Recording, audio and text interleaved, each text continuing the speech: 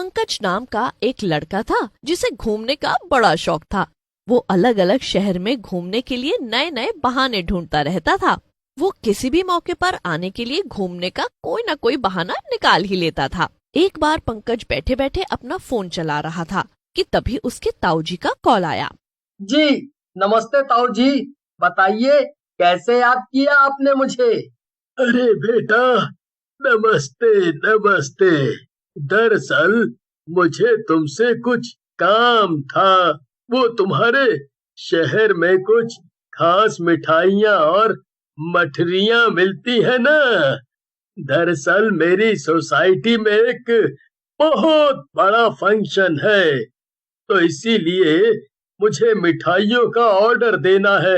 लेकिन मुझे यहाँ किसी भी हलवाई की मिठाई नहीं पसंद, इसीलिए तुम जरा एक काम करो, कल मुझे अपने शहर के सबसे अच्छे मिठाई की दुकान वाले से बात करवा देना। मैं उससे सैंपल मंगवा लूंगा और फिर अगर बात बन गई तो उसे ही ऑर्डर दे दूंगा।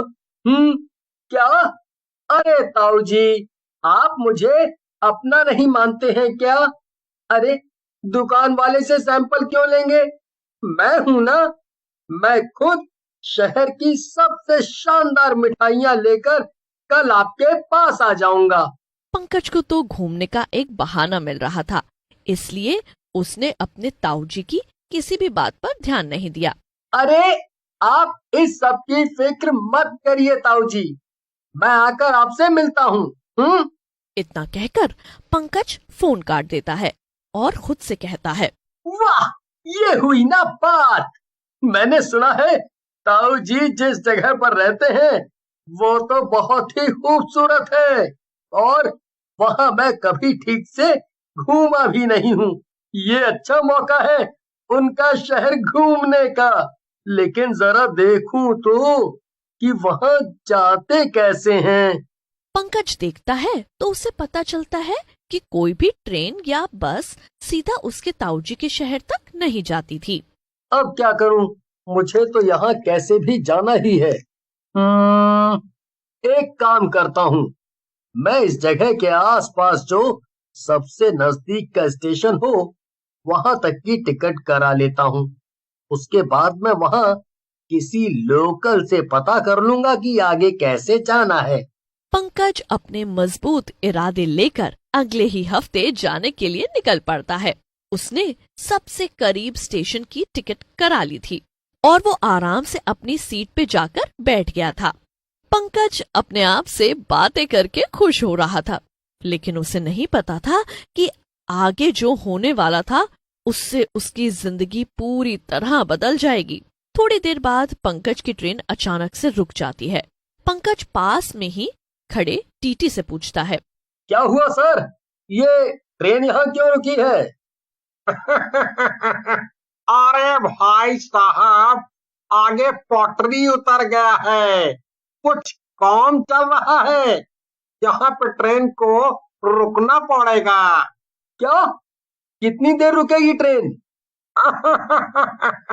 जहाँ तक हमको लगता है कम से कम 5-6 घंटे तो आराम से लगेंगे। अरे नहीं, 5-6 घंटे तो बहुत ज्यादा हैं। इतनी देर तो मैं यहाँ पर नहीं रुक सकता हूँ। मुझे सुबह होने से पहले ही पहुँचना है। ओ, अगर ऐसा बात है तो आप एक काम करिए, आप यहाँ से उतर जाइए और थोड़ा दूर तक पैदल पैदल जाइए। उसके बाद आपको कोई ना कोई सवारी मिल जाएगी जो आपको किसी नजदीक के स्टेशन पहुंचा देगी, क्योंकि यहाँ तो अभी अच्छा खासा वक्त लगेगा ही। पंकज झट से ट्रेन से उतर जाता है और पैदल चलने लगता है। वो एक अलग ही रास्ते पे चल रहा था जो शहर से उल्टी तरफ जा रहा था। थोड़ी दूर चलने के बाद उसे एक स्टेशन दिखाई देता है।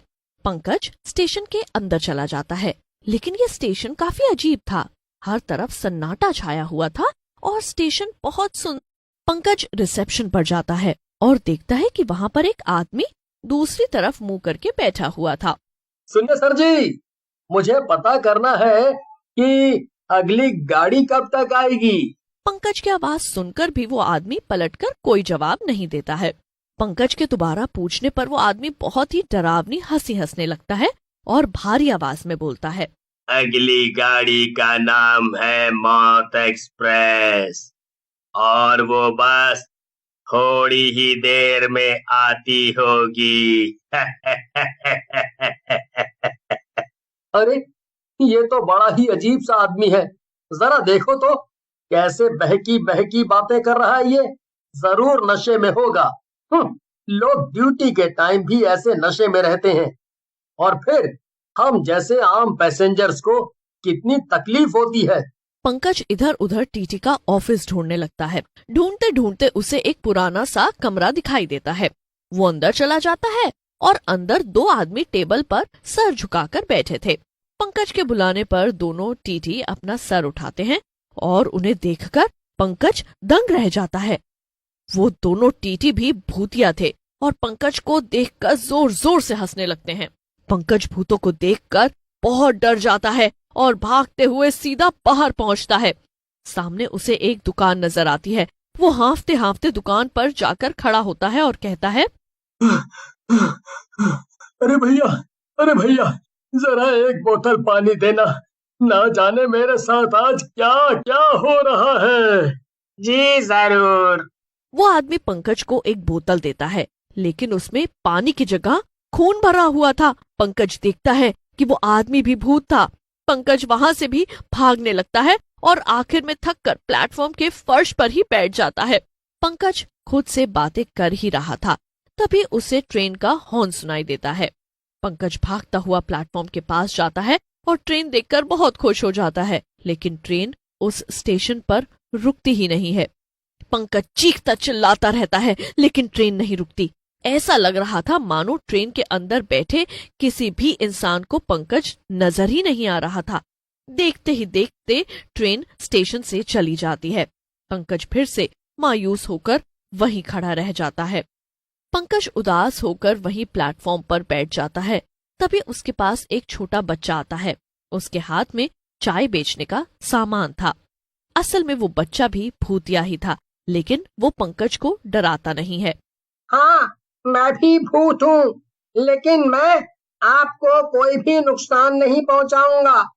दरअसल मैं भी आप ही की तरह यहाँ पर गलती से आ गया था और फिर इन भूतों ने मिलकर मुझे मार दिया। अब मैं आपकी तकलीफ समझ सकता हूँ।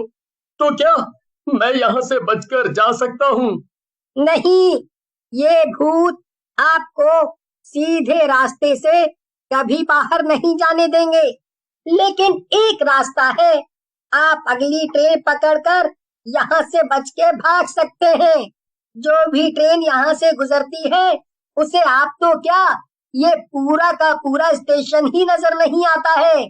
इसीलिए कोई भी ट्रेन यहाँ रुकती नहीं है। तो फिर मैं क्या करूँ? कैसे खुद को बचाऊं? अभी आप जिस भूतिया टीटी के कमरे में गए थे ना, उसी के बगल में एक और कमरा है। वहाँ पर इस स्टेशन का बोर्ड रखा हुआ है। यहाँ कोई श्राप है जिसकी वजह से स्टेशन किसी को नजर नहीं आता है। अगर आप जाकर वो बोर्ड ले आएंगे और उसे यहाँ लगा देंगे तो अगली ट्रेन आने पर सबको ये स्टेशन नजर आएगा। तभी आप मदद मांग सकते हैं।